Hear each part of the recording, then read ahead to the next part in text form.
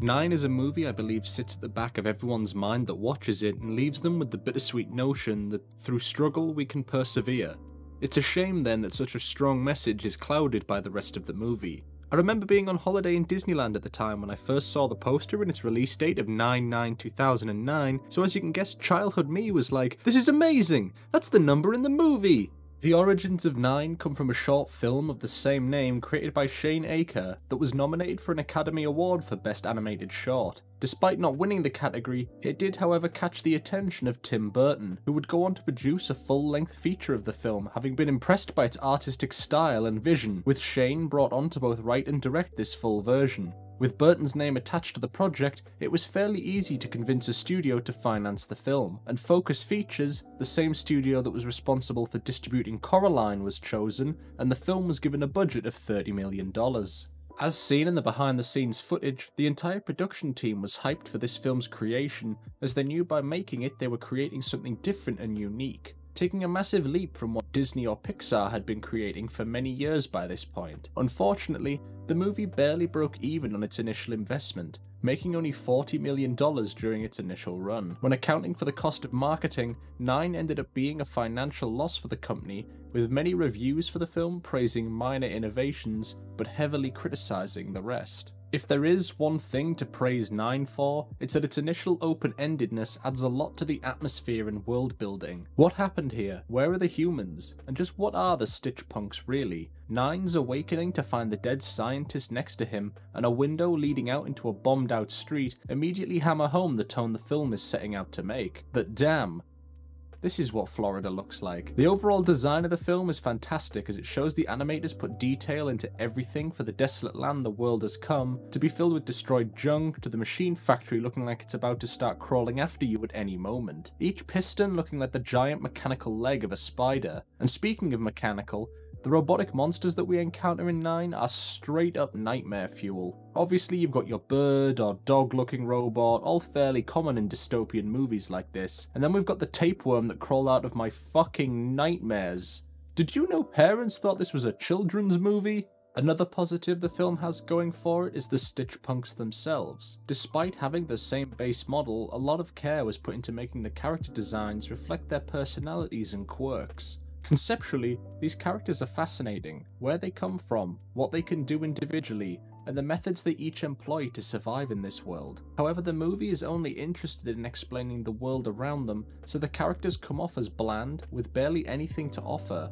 And while each of them having a piece of the professor's soul is interesting on paper, this results in each of them falling into a generic stereotype with not much room for character growth or development. 9 himself is the most recent of the Stitch Punks to awaken and emboldens the professor's innate curiosity. 8 is the big, dumb, strong bodyguard, 7 is the rebellious one, 6 is the silent prophetic one, 5 is the token friendly one, 4 and 3 are the silent child geniuses, 2 is the first Stitch Punk we meet after 9 and a harsh reminder that the world isn't fair, and 1 is the cowardly leader that wants to maintain the status quo and not seek any other solutions. The only character that gets explored in any depth would have to be Brain, the giant evil robot responsible for ending the world. At least, that's what I'm assuming its name is. Having been made by the scientists to create other robots, but unlike the Stitch Punks being born without a soul, Brain realized that the human race was a threat to its existence when the professor was threatened by the country's dictator. It would then go on to reprogram all of the created war machines to destroy all life on the planet down to the last microbe. Which, can you really blame him? It's unfortunate then that despite the praise I'm giving its unique selling points, the story of 9 can be considered basically non-existent. Don't get me wrong, it's absolutely dripping with atmosphere and tension, but in trying to explain the details of the sci-fi post-apocalyptic world,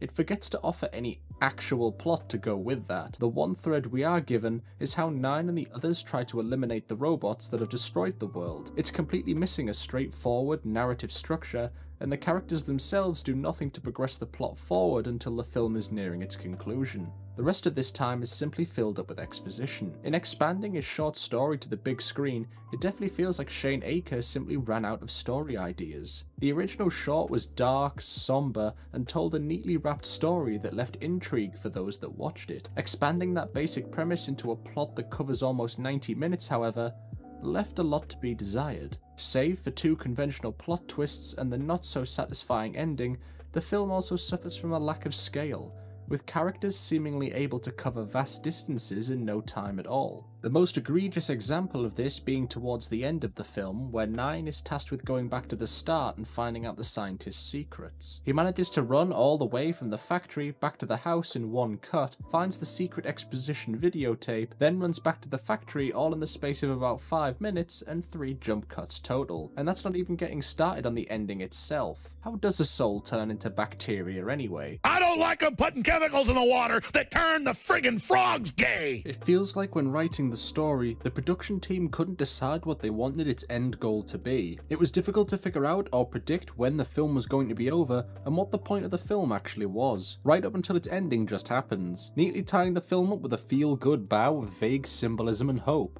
followed by the credits. 9 devotes itself entirely to the creation of the characters and the world they lived in, instead of the plot or the current story surrounding them, which unfortunately does little to help convince the audience why they should really care about anything that's happening.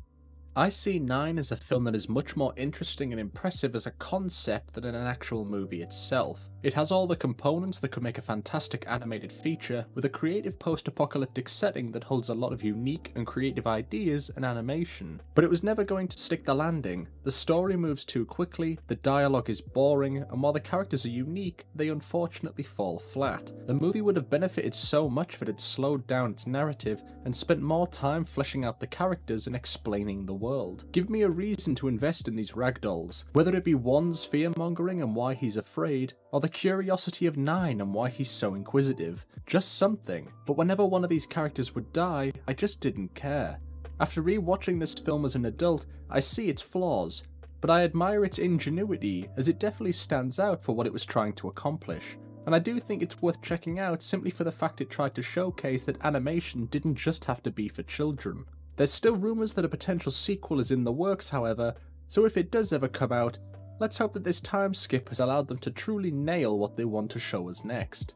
Hey guys, sorry for the slightly shorter video this week, a lot of changes going on with my content at the moment. I've started a TikTok page where I'm posting minute-long movie reviews every few days as a means of getting content out to you guys while you wait for these more planned out discussions. Check it out if you've got the time, and let me know any improvements I can make.